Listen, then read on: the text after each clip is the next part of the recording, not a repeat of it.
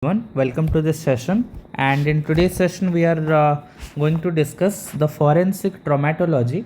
So, forensic traumatology refers to the study in which we study about different kinds of weapons, like your knife and axe type of weapons, and heavy weapons, blunt weapons, sharp weapons, pointed weapons. Okay, and then we'll study how they are producing the injury, in what manner they are producing. We'll talk about different concepts like abrasion, what are abrasion, what is a incised wound, what is a cut, what is a contusion. We'll talk about these terms, and we'll talk about some electrical injuries, mechanical injuries. Mechanical injuries will be our first topic, then we'll move to electrical injuries, heat artifacts, heat injuries, cold injuries, and also we'll discuss about some torture methods as well, right? So that will finish our forensic traumatology in toto. And let's start without any delay. We have a lot to cover. Okay, let's start.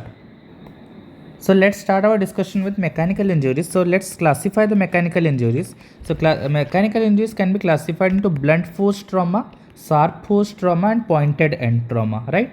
Blunt force, we have a blunt force, a blunt weapon is producing it, not a sharp edged weapon. So we'll have abrasion, contusion, laceration, and fractures. Sharp force weapon means like we can have light cutting weapons or heavy cutting weapons. So we have light sharp weapons like surgical blade. It is very light, right? It will produce an incised wound. Incised wound. It has regular margins like this. It is an incised wound. Or we can have heavy cutting weapons. They're heavy weapons like axe, chopper. Okay.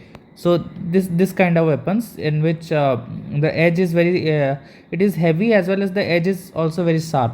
It will produce chop wounds. Chop wounds means there will be amputation of this leg. If the person hits it with your hand, hits it on your hand, a person, then the hand will be chopped off, right? So this is chopped wound. We'll talk about chopped wound a bit later, right, in detail. Or we can have pointed weapons. Pointed weapons produces a stab wound. Okay, a stab wound. We'll talk about that, all of this with pictures. What is an abrasion? First is the abrasion. Abrade means scrape. So there is a scraping of the epithelium only. There is a scraping of if this is the epidermis, this is the epidermis, and this is a dermis. There is no effect on dermis. A tangential force is being applied, and the skin, let's say, is chopped off in this direction. Skin is chopped off in this direction, right? Involves epidermis only, no bleeding will occur at all. What is the mechanism? It can have two mechanisms on the basis of which we classify the abrasions. If the force acts tangentially, either we can have a scratch abrasion, just a scratch on your skin, or we can have a graze abrasion. Look at this. This is type of graze abrasion. Okay, there's a grazing, right? Or we can have this scratch abrasion can be produced by pin, thorn, nail. Okay, just a scratch abrasion, like if you take a needle and push it like in the skin, then a sharp cut will be there, right? This is a stretch abrasion. And graze abrasion means it can be seen in road traffic accidents. Skin rub against a rough surface. Okay, like you take sandpaper, you took a piece of sandpaper and rubbed it along your skin, then you will have graze abrasions, right? Multiple scratches over a wide area. Graze abrasion is also known as gravel rash, brush burn, sliding abrasion, or scraping abrasion, right? So this is your graze abrasion. Graze abrasion is also known as gravel rash, it appears like gravel, brush burn, sliding abrasion, or scraping abrasion. Then we can have perpendicular force. Okay, so pointed weapon is pushed perpendicularly, so we can have either pressure abrasion or patent abrasion. Pressure abrasion or patent abrasion. Tangential force, stretch and graze. Perpendicular force, pressure or patent. Okay, so look at this. This one is it is crushing the epithelium. It is crushing the epithelium. Okay, the epithelium is being crushed like this, and it is called pressure abrasion. Okay, so ligature mark in hanging is basically an example of crushing abrasion. If this is a head, then we can have a ligature mark. We can have two types of ligature marks basically. We can have either horizontal ligature mark, which is seen in the case of strangulation, or we can have a oblique ligature mark, which is seen in the case of hanging, right? So hanging and strangulation is a different topic. Any ligature mark basically is a pressure abrasion. Okay, the pressure abrasion, because it is exerting pressure on the epithelium. The rope will exert pressure like this, perpendicular pressure, and it will crush the skin. Okay, it will crush the uppermost layer of the skin, that is the epidermis, right? Bite mark, any bite mark is a example of pressure abrasion. Okay, look here. Okay, look at this. This is a ligature mark, and this is a pressure abrasion. This ligature mark can also be a patterned abrasion, like this. Look at this. If the weapon is there, the pattern of the edge of the weapon pattern is basically imprinted on the epithelium. Okay, so crushing of the epithelium plus pattern of the weapon is imprinted. This is called pattern or imprint abrasion. Like radiator grill marks. Okay, what are radiator grill marks? Look at this. If this is a ligature, this is also a ligature mark, and the rope pattern. Okay, the rope is of this type of pattern, you know. Okay, so if this rope is used, this type of rope is used, then the epithelium is crushed obviously, but there is a pattern which is associated. So radiator grill mark as an example of patterned abrasion. Or we can have muzzle imprint. The bullet, you know about the gun, the muzzle of the gun. Okay, this type of imprinting is there in the wound if the gun is brought in the close contact. Look at this. This is a linear abrasion. Okay, just a sharp blade, a pointed blade might have caused it. A grazed or brushed abrasion, or the burn marks. Okay, brushed burn marks or gravel rash. Okay, this type of are seen in the road traffic accidents, right, most commonly. And this is a pattern abrasion due to any pattern of the weapon is basically imprinted over here.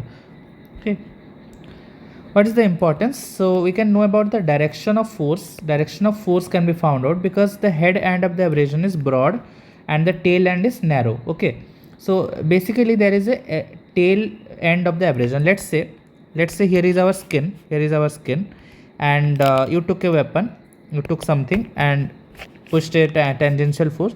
So the skin over this point, look at the skin over this point, this will be a force will be exerted, and the skin will tend to rise, right, rise like this. So this is a heaped margin. So a heaped margin is basically seen, and which is called heaping up epithelium or epithelial tag. Okay, which is seen at the tail end of the abrasion. This is the tail end and this is the head end, and this head end is basically broad and this tail end is basically narrow. Okay, so these things you have to understand if we are talking about the importance of the abrasion, right? Aging of abrasion can be found out by its healing pattern and color of the scab. Okay, so scab color basically indicates the time. Okay, so time, there's a trick you can remember like this: R cube B cube. R cube B cube is the trick. R cube B cube means that red scab, reddish scab, reddish brown scab. Okay, red, reddish brown, then brown and black. Okay, red, reddish brown, brown and black. And the time taken is basically red scab means less than 12 hours. It has happened less than 12 hours. Reddish scab means more than 12 hours. Reddish brown 2 to 3 days. Brown 4 to 5 days. Black 6 to 7 days. Easy. Less than 12, more than 12, 2 to 3, 4 to 5, 6 to 7. Very easy, right?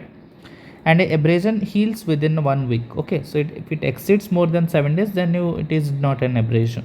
To find out the manner of death, okay, like perioral abrasions are seen in case of smothering, right? Abrasions around genitalia is seen in the case of sexual assault, and nail abrasions over neck is seen in the case of strangulation or throttling. Okay, strangulation or throttling, because you are pressing the neck, right, for strangulating. Okay, so there is a patterned abrasion of the fingers like this over the neck. We'll see when we read about strangulation. Ant bite marks. So these are some conditions which simulate the abrasion, and these are ant bite marks, excoriations, and post-mortem abrasions. They may look like abrasions, but they are not. They are located around the body prominences and no inflammatory reaction. So if you want to differentiate, there is a no inflammatory reaction associated with this. Okay, most important injury medico-legally is considered to be abrasion, right?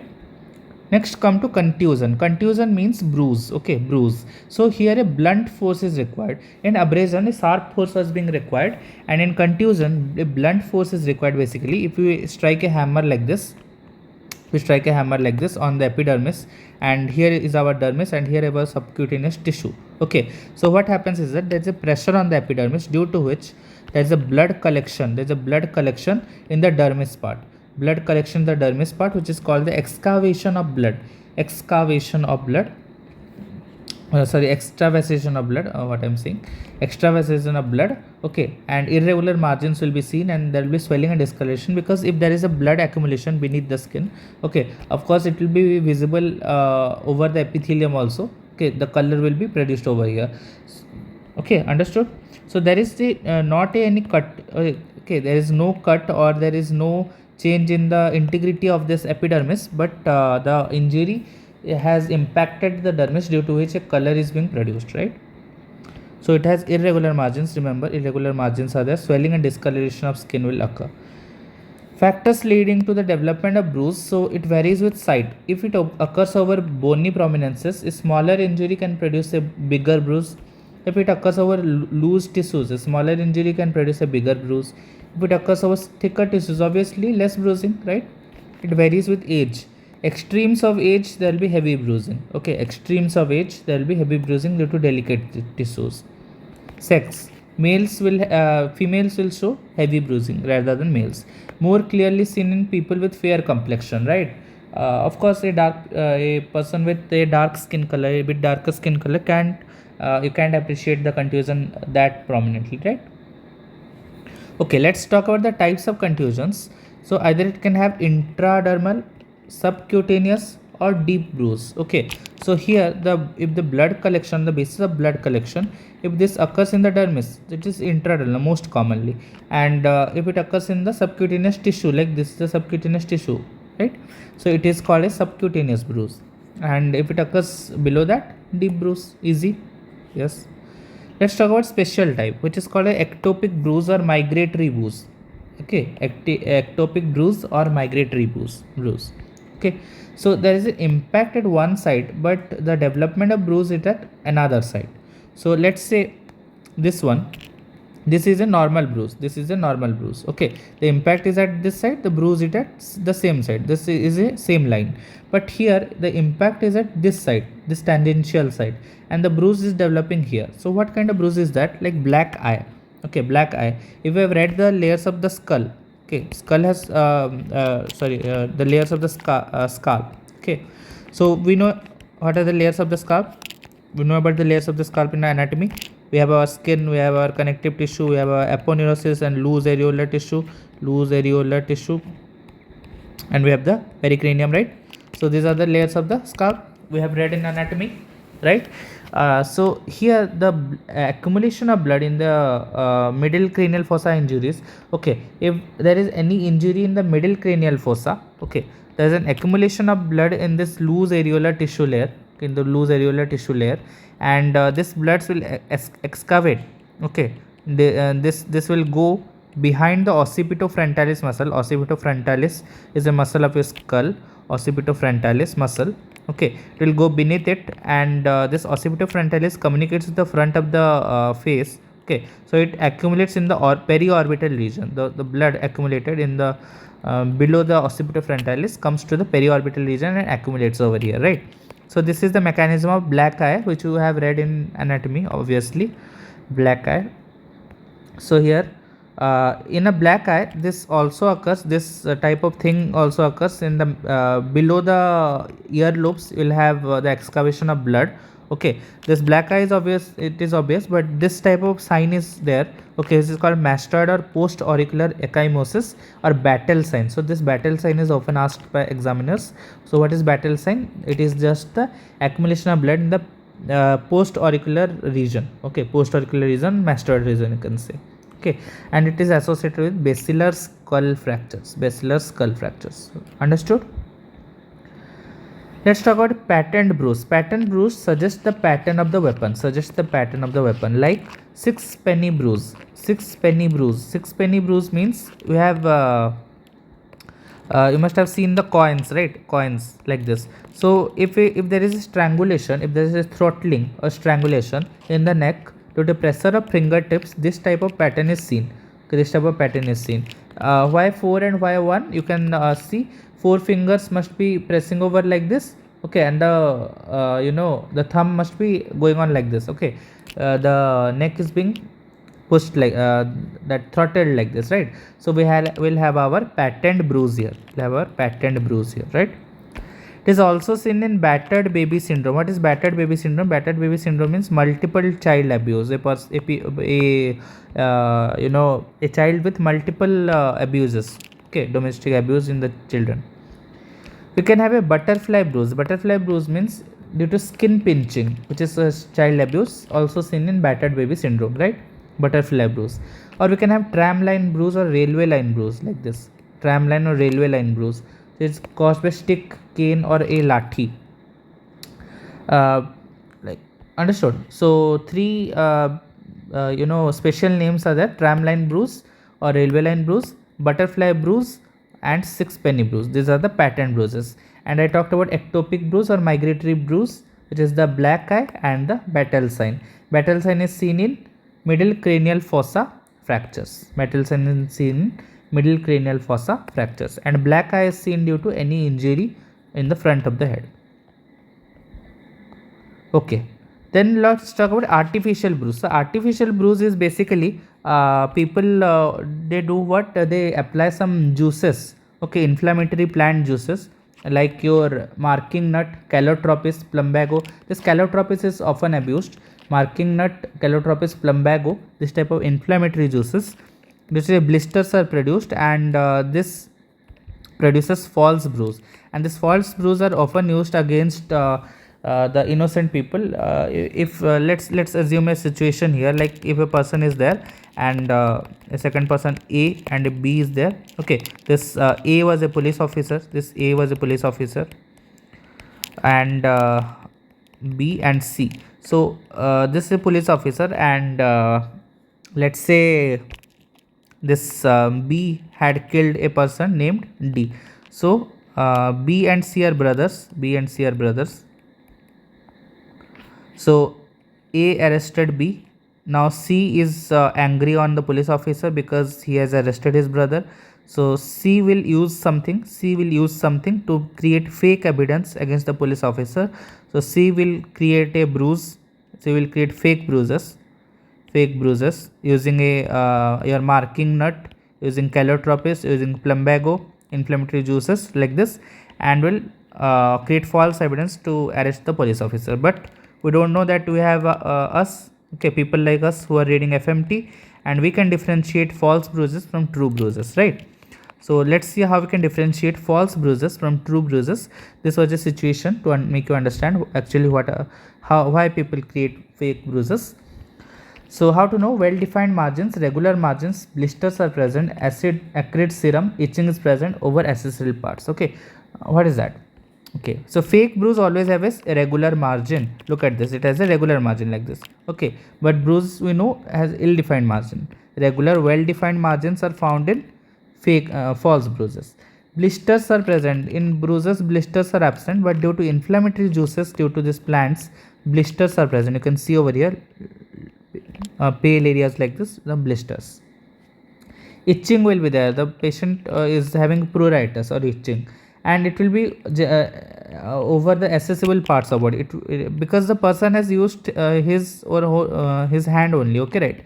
The person has himself done this, so it will be over the accessible parts of the body. Let's talk about the aging of contusion. So what about the aging of contusion? So if there is a color change, we will know the age of contusion. Like basically, now what is the changes in the color?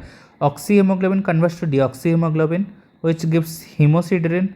Hemosiderin degrades to form biliverdin, and this forms bilirubin, right? So if you note this sequence, you will have easy. Oxyhemoglobin obviously red color, so it is a fresh contusion.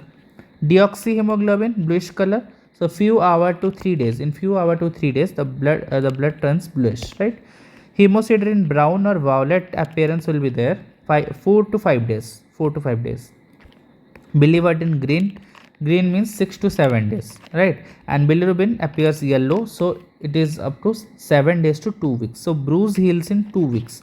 Your abrasion was healing in 7 days, right? So color change occurs from periphery to center, and sometimes we see no color changes, right? In subconjunctival hemorrhages, SCH, since it is continuously exposed to oxygen. Okay, so here we see no color changes. And a person having multiple bruises with varying colors is a characteristic of child abuse. Why?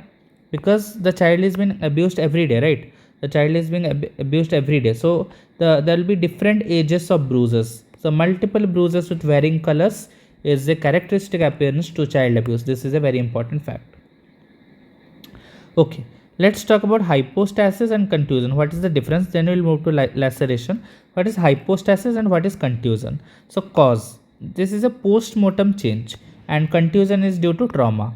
Hypostasis is seen in dependent parts of body, okay, and contusion can be seen in any part, but false contusions are seen in only accessible parts. Color change is absent in hypostasis. Color change is present here. Blanching is present here. Blanching is absent here. Margin is regular in hypostasis. It is irregular in contusion. Extravasation is absent. Here it is present. Incise and pour water, so it will be washed away. Okay. If you incise the hypostasis, basically accumulation of blood is there in your dermis itself, right? Post-mortem phenomenon. If you just incise the wound and pour water over it, then it will be washed away. But this contusion remains, right? So you can differentiate. This is an important. This is only the diagnostic point, okay, which you need to differentiate between a hypostasis and contusion. Let's talk about laceration. Laceration means to tear in Latin. Okay, lacer means to tear. So tearing of skin due to stretching beyond its limit. Okay, if you are stretching the skin beyond its limits, let's say if you apply force here, something. Okay, and the skin is being stretched. So a heavy force is basically pulling apart the skin. Okay, so there will be an injury of the epidermis. There will be injury of the dermis. There will be injury of subcutaneous tissue as well.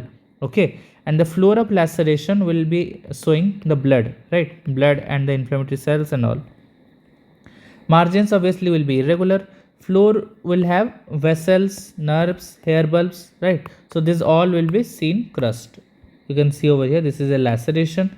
You can see the reddish appearance can appreciate. Okay, this is due to the tearing of the vessels, nerves, hair follicles. Okay, this all hair bulbs will be seen. So appearance, if the force is being applied over here, there will be irregular shape here. There will be irregular shape, which is indicating the presence of laceration. So this is also laceration. You can see over a laceration over the forehead, right? And what are swallowtails? Okay, just pay attention here. Let's say you applied force and here is our skin. So there will be a tear like this, and a small piece of epithelium might be protruding out due to the application of force in this direction.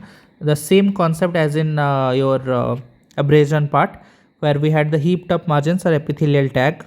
So here is this type of appearance may occur. Okay, this type of appearance may occur, and this narrow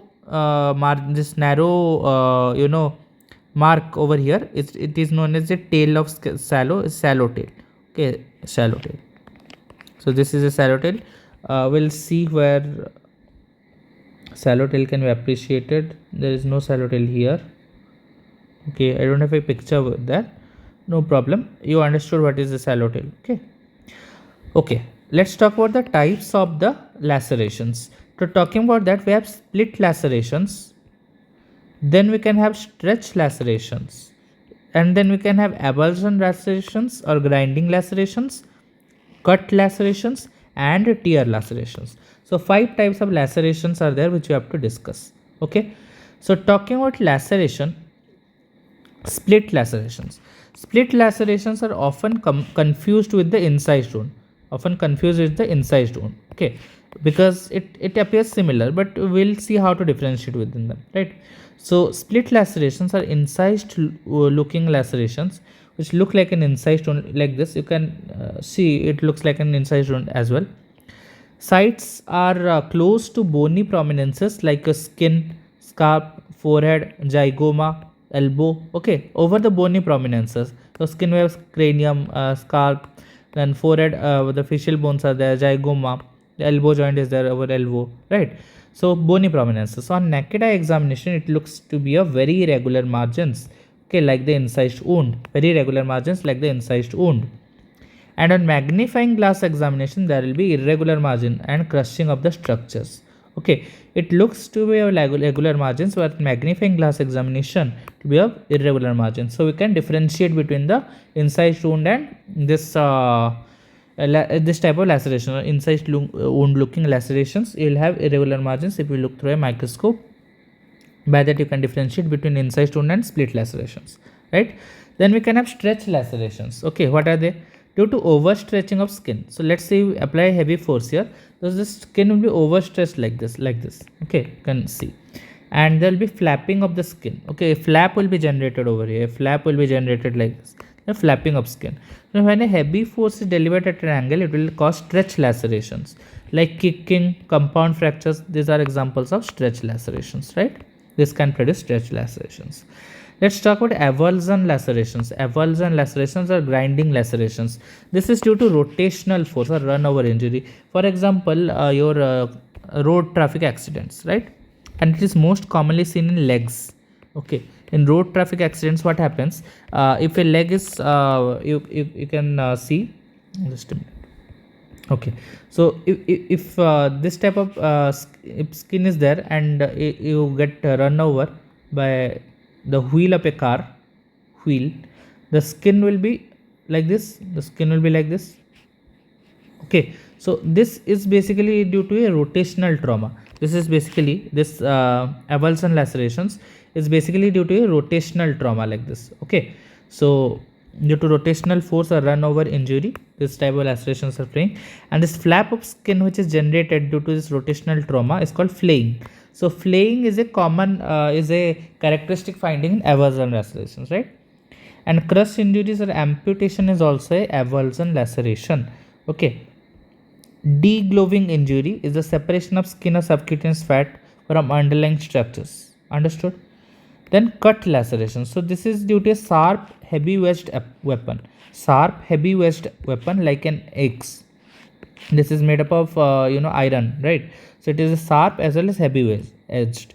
So edges of laceration will be bruised or cut. The tissues will be crushed and bone fracture is always present, right? Because it is very heavy. Okay, if you just strike with this object, right, this artifact, then it is very difficult for fractures to not occur, right? Then you can have tear lacerations, which are most common ones, since it doesn't require a bony prominence to be formed. This is normal common lacerations.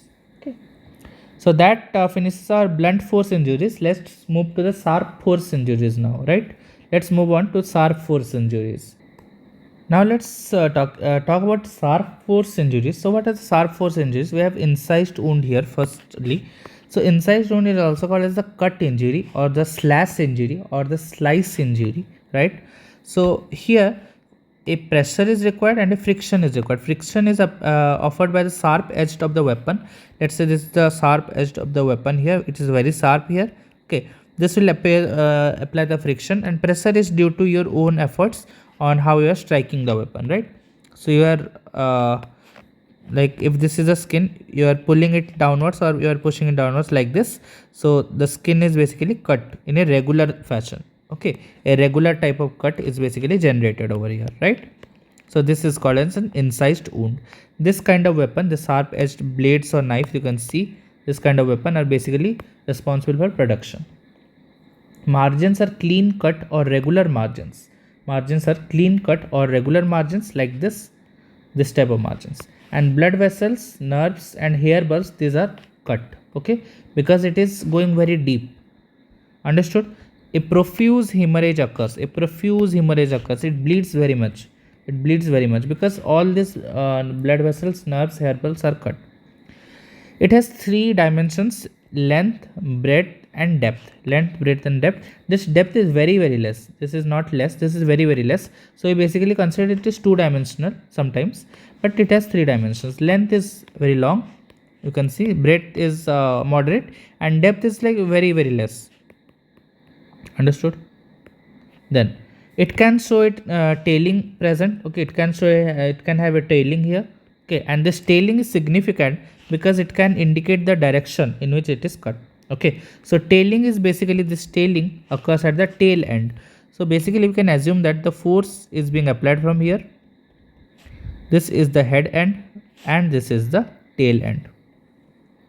So tailing is very superficially cut skin at one end, and it is very important to know the direction of the force. The direction of the force is basically indicated by this tailing. So head end and tail end. So depth is maximum at the head end, depth is maximum at the head end, depth is minimum at the tail end, and this tailing is seen at the tail end itself, right? This one tailing. What is the importance of incised wound? Incised wound is very important because it is help in predicting the direction of force firstly, which we saw. This must be the direction since the tail is at this part. Or we can have a beveling here. Okay, what is beveling? Beveling basically, you can say, just assume here, this is your skin, this is your skin, and just a minute, let me make it thinner. So this is your skin, and you used a weapon to strike over here. So basically you will have a clean cut wound like this, okay, with regular margins. Okay, understood. And if you strike it tangentially like this, if you strike tangentially like this, so the wound will be shaped something like this. Okay, this is called beveling. This is called beveling. Understood? So undermining edges when blade is kept at an angle is called beveling, and beveling is a characteristic of homicide. Beveling is a characteristic of homicide. This may be suicidal. This may be suicidal, but this is always homicidal. So beveling is a characteristic finding of homicidal wound. Okay, this is the thing. Then it is a beveled cut. You can say spindle shaped wound margin is formed. Okay, and this is the weapon, the knife. Direction of strike is this. The flapping or beveling of one end is present. Understood? Then again the aging of the wound, dating of the incised wound is mostly a microscopical examination. So here we see the microscopic things which you have read in pathology. Okay, the age of injury can be determined not by any gross appearance, as in it was there in your bruise and abrasion, but here it is, the dating is done by microscopic examination. The fresh wound, there will be neutrophil margination or migration. 12 hours monocytes will be there, neutrophils, they are inflammatory cells first to come. 24 hours vascular bursts and endothelial layers. 2 to 3 days granulation tissue, you know, basically a pink soft tissue which is found at the site of inflammation surrounded by a collar of lymphocytes. You know all that in pathology, right? I'm not going into that detail. 4 to 6 days fibril formation, okay, and 7 days and is your scar formation. Okay, scar formation. Manner, beveling, cuts in genitalia is this homicidal one. Okay, this, just a minute, homicidal one. And hesitational cuts are suggestive of suicide. You can see the person is trying to cut, okay, but is not able to cut. It is a homicidal tendency. Most maximum people with depression nowadays, the children nowadays are doing like this kind of things, trying to cut the hand like this. Okay, and this is called a hesitational cut. Okay, a suicidal type of cut. Hesitational cut or intentional cut or tentative cut or feeler stroke are the multiple cuts, but only one fatal wound is there. Okay, the person tries to cut many times, but only one is deep, which is the cause of bleeding, right? So these are linear cuts, parallel in nature, linear and parallel. You can see seen in the accessible parts of body, suggestive of suicidal tendency, seen in wrist or throat commonly. Okay, so it can be seen in the throat also. Okay, after incised wound, let's come to stab wounds. So any weapon having a pointed end can inflict a stab wound like this. So if this is a weapon having a pointed end, it is causing a stab wound. So here depth is more than all other dimensions. It's a deep wound. Okay, it is a deep wound caused by this kind of weapons. You can see. So this stab wound can be a puncture wound, can be a penetrating wound, can be a perforating wound. Right. So 3 types of this type of wound, that is stab wound. So puncture wound, any weapon when it enters the tissue, it is called puncture wound. Penetrating wound means it enters the body cavity. Okay, if it enters the tissue here It enters the tissue first. Okay, let's say this is the tissue, this is the body cavity. Okay, this is the body cavity which is empty, and this is again the tissue. Okay, so if this is the wound is basically penetrating the tissue first, this is a puncture, this will inflict a puncture wound, and if it enters the body cavity like this, it is called as a penetrating wound. If it enters the body cavity and exits it also, it is called a perforating wound.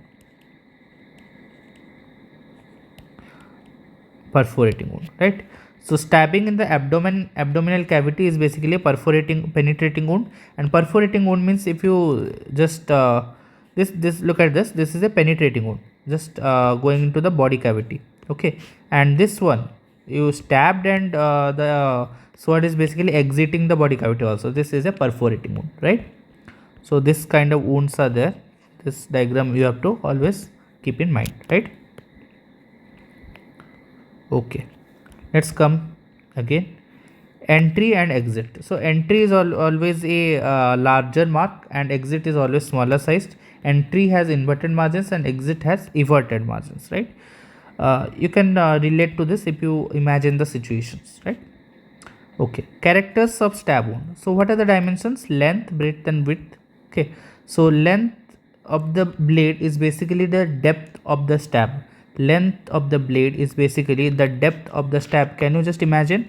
Let's say this is the skin. Just a minute, I will make you understand. Let's say this is your skin.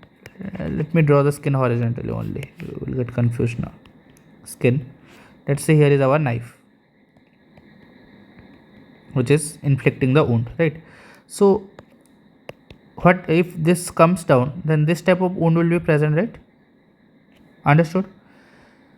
So this length of the, this is the length of the I am writing L and the knife K. Okay, this length of the knife is basically the depth of the wound. I'm writing DW. Length of the knife is basically the depth of the wound. Can you relate? Yes. Then the breadth of the blade is basically the length of the stab. Breadth of the blade is basically the length of the stab. Just a minute. So the breadth of the blade, I'm writing BK, B of K, that is the breadth of the knife, is basically the length of the stab, length of the wound. Can you relate this distance? Yes. Then the thickness will correspond to the breadth. This thickness of the knife, this part, I am not able to draw it in 3D. Very small thickness is there. Thickness of the knife, I am writing TK, will be basically, if this is of 3 dimensions, will be basically the breadth of the wound.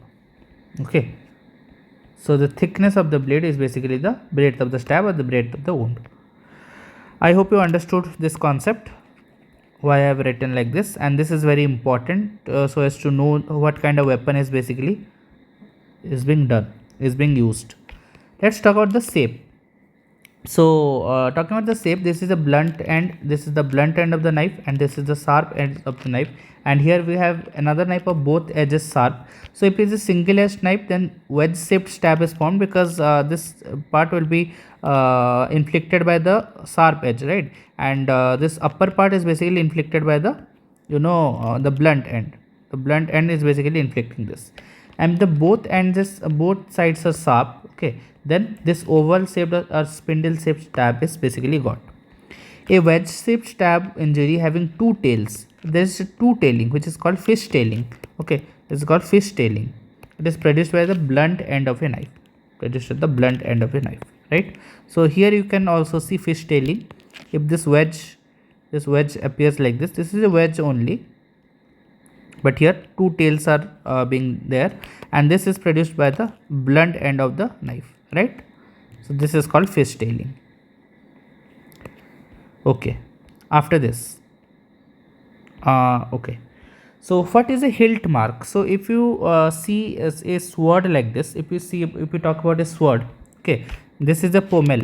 Okay, this is the pommel, the end of the swab, let me draw the sword and mark you some important things. This part is important. Okay, then we have a narrow part something like this, and a broad part like this, and a broad part like this, right? So this is basically a sword, and this part is called the pommel. This is the grip. This part is called the hilt, right? This whole part basically is called a hilt, this whole part basically, but we consider this part as hilt because this part is significant here. Okay, you can call this part as chape.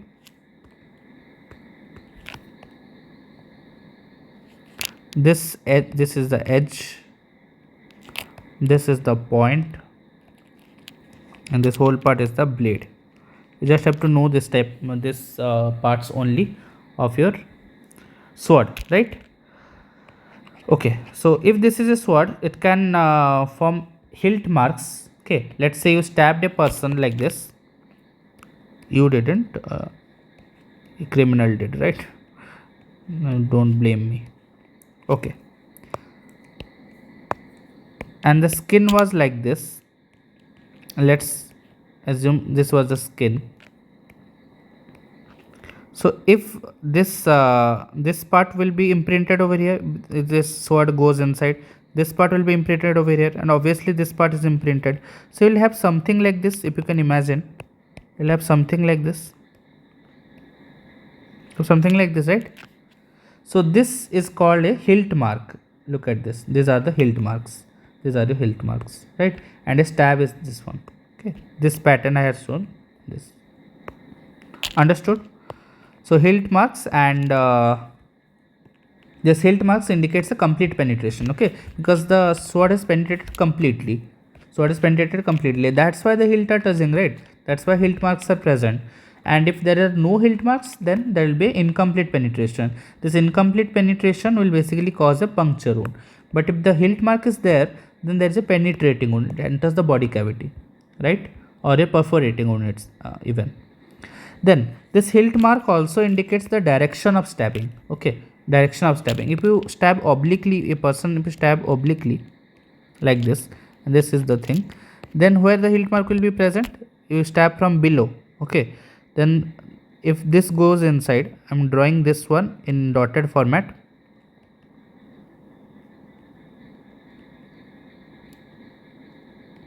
This went inside like this. Okay, this went inside like this. So basically the mark is produced here and here. This is the hilt mark and this is the stab. Okay, so basically hilt mark is below if you stab from below. Hilt mark is below if you stab from below. Understood? So to know the direction of stabbing, we use the hilt marks. And if you stab from above, then hilt mark will be above. And if you stab perpendicularly like this, then hilt mark will be present over the both sides, right? So these things you have to know in the hilt mark analysis.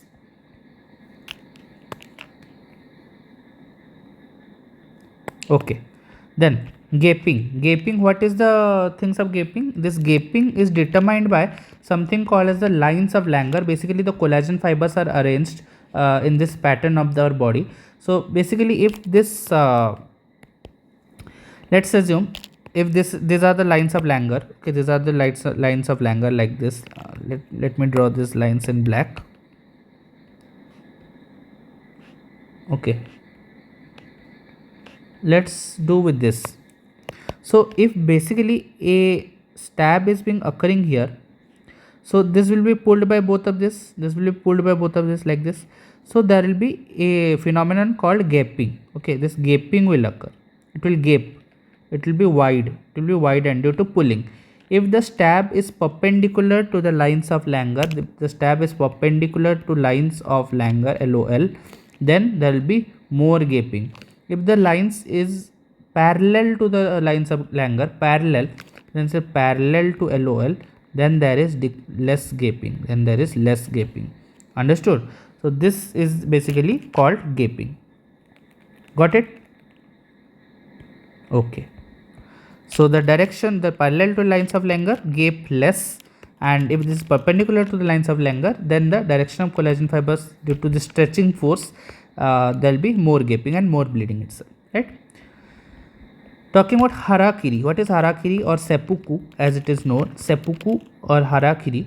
So it is, you can see, it is usually practiced by Japanese soldier. So basically they stab themselves. Okay, they basically stab themselves. Method of suicide in which they stab themselves using the sword, and this instantaneous death occurs due to evisceration and cardiovascular collapse. Okay, this is called harakiri. Just a special point to know, right? Okay, let's talk about chop wounds now. Let's talk about chop wounds now. So chop wounds are basically a combination of sharp and blunt force traumas. Sharp force and blunt force trauma is a combination, and this is inflicted by sharp edged heavy weapons like axe, hatchet, and in Odia we say katuri. Okay, so this axe has two ends basically. This is a sharp weapon, first thing. Okay, so about the axe you have to know.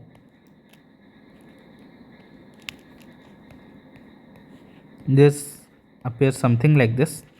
This is the handle and this is the blade.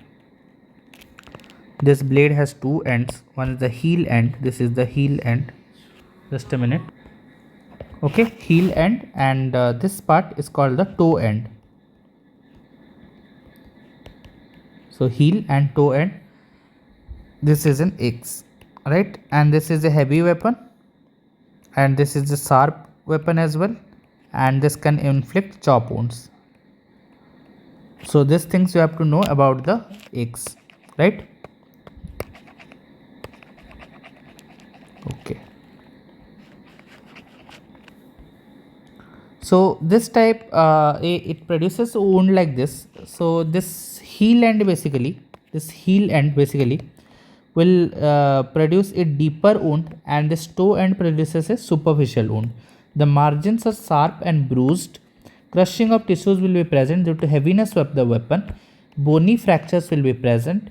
Gaping is present. As it's a heavy weapon, bony fractures will be present. Obviously, gaping will be present, and it is only of homicidal nature. The person won't chop his hand or a body organ with the axe himself, right? It is very rare to be suicidal happening like this. So we consider it homicidal only, right? Then let's talk about defense wounds. Okay, defense wounds. Defense wounds are due to result of defending from the injury. Like the grasping of the weapon occurs. So palmar side of first web space, the most common affected part. Okay, the palmar side of first web space, this part is the most affected region. This region you can see. Just a minute, let me mark it for you. This part. The palmar side of the first web space is the most common affected, active defense injuries. When the victim tries to protect himself or herself, medial margin of forearm is most common affected, which is the passive defense injuries. So active defense injury is basically due to grasping of the weapon. The person tries to grasp the weapon, and here the most common affected part is the first web space. Okay, first web space. But here the victim tries to protect himself or herself. So he or she tries to be protected from the weapon. So medial margin of forearm is basically seen to be affected in maximum number of cases, which is called the passive defense injury. And active or passive defense injuries are the diagnostic criteria of homicide, but not mandatorily, right? Let's talk about fabricated wounds. So fabricated wounds is basically can be self-inflicted or self-suffered wounds. It can be made by his own body by himself or made by someone else upon his request. Okay, upon his request is important. Not involuntarily. The person will say someone to make a fabricated wound on his body. They are most commonly, these are incisions. Most commonly these are incisions because these are comparatively a bit less painful. A motive is present, obviously. I talked about motives, right? Why people try to fake wounds. History doesn't correlate with the findings, because if a person makes fabricated wounds, then you can see that the findings, the medical legal findings and the history given by the person won't correlate with this, right? Clothes are not affected because the person has himself made the wound. no defense wound are present. The person is saying that this person hit me. Okay, this person person A is saying that person B has inflicted wounds upon me, but in person A there are no defense wounds. Person A there are no defense wounds, right? So it is suggestive that the person A may have fabricated wounds. Okay, and the person A is giving a false history, because the findings aren't consistent with the findings of with the history, right? Commonly over accessible parts of body if he himself is inflicting it, or self, if it is self suffered, then it can be over any part of body. So that was about the fabricated or fictitious wounds. That's all about wounds, and all about the things which you have to know in forensic traumatology. Okay, and the lightning injuries, just a minute, what I did. Okay, the rest other things basically we'll discuss in other videos. Okay, we are done away with your blunt force injuries. We are done away with sharp force injuries in this lecture. Understood? And electrical injuries and lightning injuries I will take another session. Cold injuries, heat injuries another session, and torture methods a separate session, right? So that were about our forensic traumatology. Basically the basic traumatology we discussed today: blunt force injuries and sharp force injuries. If you have any doubt, just DM me on Biswanath.Tripathy _ my Instagram ID, or you can ask in the comment box. Or if you have any suggestions or feedbacks, do leave in the comment box. Till then, bye bye, take care, and good night.